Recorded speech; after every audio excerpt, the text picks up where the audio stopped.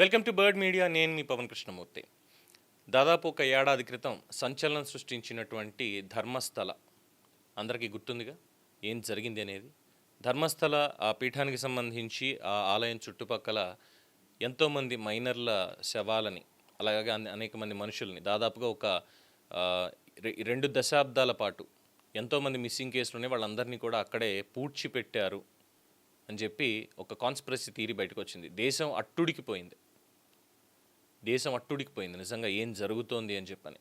And after that జరిగినటువంటి వ్యవహారం అందరికీ తెలిసిందే. కుట్ర పన్నారు, కుట్రతోట ఇదంతా చేశారు అనేటువంటిది వచ్చింది కదా. దానికి సంబంధించి కర్ణాటకలో కన్నడప్రభ అనేటువంటి ఒక వార్తా మాధ్యమం వారు ఒక కథనాన్ని ప్రసారం చేశారు. ఒక ఆర్టికల్ రాశారు. ఆ ఆర్టికల్లో ఏముందంటే, ధర్మస్థలంపై కుట్ర కేసులో నటుడు ప్రకాష్ రాజ్ పేరు 200 కోట్లతో కేరళ నుంచి కుట్ర అని చెప్పి ఒక కథనం. ఆ కథనం తెలుగు అనువాదం.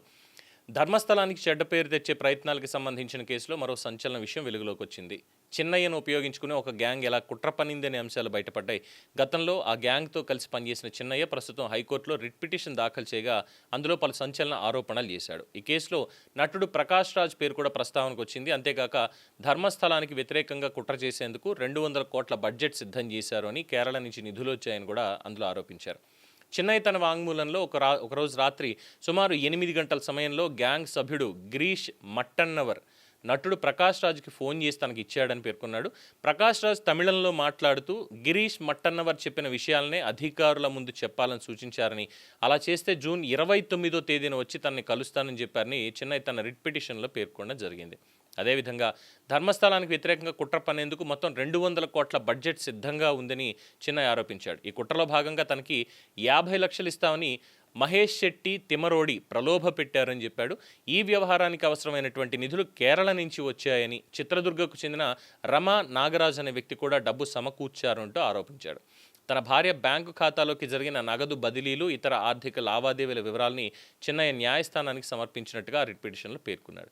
ఇక మహేష్ తిమరోడి, గిరీష్ మట్టన్నవర్, విఠల్ గౌడ, జయంత్ ఈ కుట్రకి ప్రధాన సూత్రధారులు అని ఆరోపించినటువంటి చిన్నయ్య వారి పేర్లు వెల్లడించినప్పటికీ ప్రత్యేక దర్యాప్తు బృందం ఎలాంటి చర్యలు తీసుకోలేదు అని హైకోర్టును ఆశ్రయించాడు.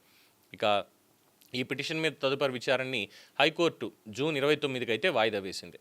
సో గమనిక, ఇవి పిటిషన్లో చేసినటువంటి ఆరోపణలుగా ఈ కథనంలో వాళ్ళు పేర్కొన్నారు. కోర్టు కానీ దర్యాప్తు సంస్థలు కానీ వీటిని ఇంకా నిర్ధారించాయా లేదనేది కూడా ఈ కథనంలో వాళ్ళు స్పష్టంగా పేర్కొనలేదు. అలాగే దీనికి సంబంధించి ఎటువంటి వార్త కూడా ఇంకా పూర్తిగా రాలేదు.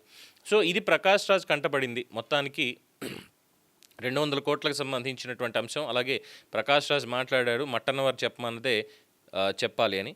సో ఒక 5 గంటల క్రితం దీని మీద ప్రకాష్ రాజ్ స్పందిస్తూ ఆయన చెప్పినటువంటిది. అందరికీ నమస్కారం. ధర్మస్థల కేసుకు సంబంధించి నా గురించి కొన్ని వార్తలు మీడియాలో, సామాజిక మాధ్యమాల్లో చర్చకు వస్తున్నట్టు నా దృష్టికి వచ్చింది. ఇది అత్యంత సున్నితమైన అంశం. కోట్లాది మంది భక్తుల విశ్వాసాలకు సంబంధించిన విషయం కావడంతో ఈ తరహా అనుమానాలకి సమాధానం చెప్పడం నా బాధ్యతగా భావిస్తున్నాను. ప్రస్తుతం నేను ఊరికి దూరంగా ఉన్నాను. మనకు 2 రోజుల్లో నేనే స్వయంగా వచ్చి మీడియా మిత్రుల ద్వారా అన్ని విషయాలకి సమాధానం ఇస్తాను. అప్పటి వరకు ప్రచారంలో ఉన్న గాలి వార్తలను, అలాగే కొందరు దురుద్దేశపూర్వకంగా ఈ వార్తలకు జోడించేందుకు ప్రయత్నిస్తున్న కల్పిత కథనాలని నమ్మవద్దని మనవి చేస్తున్నాను. ప్రకాష్ రాజ్ ఈసారి జస్ట్ ఆస్కింగ్ అని, టెలింగ్ అని ఏం చెప్పలేదు. పాపం చాలా జెన్యున్గానే చెప్పాడు. కోట్లాది మంది భక్తుల విశ్వాసాలకు సంబంధించిన విషయం కావడంతో ఈ తరహా అనుమానాలకి సమాధానం చెప్పడం నా బాధ్యతగా భావిస్తున్నాను అని. మంచిదే.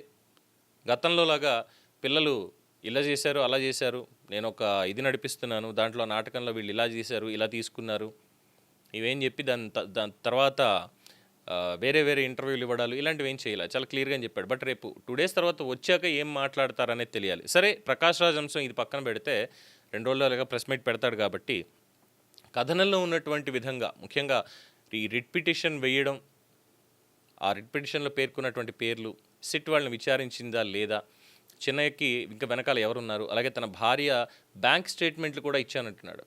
బ్యాంక్ స్టేట్మెంట్లు ఇచ్చాడు అంటే డెఫినెట్గా there will be a conspiracy behind this. అది మాత్రం ఎందుకో చూడాలి. ఇన్ఫ్యాక్ట్ ఇంకా అక్కడ ఉన్నటువంటి సంస్థలు ఇంకా ఏది దీన్ని నిర్ధారించలేదు అనేది మాత్రం స్పష్టం.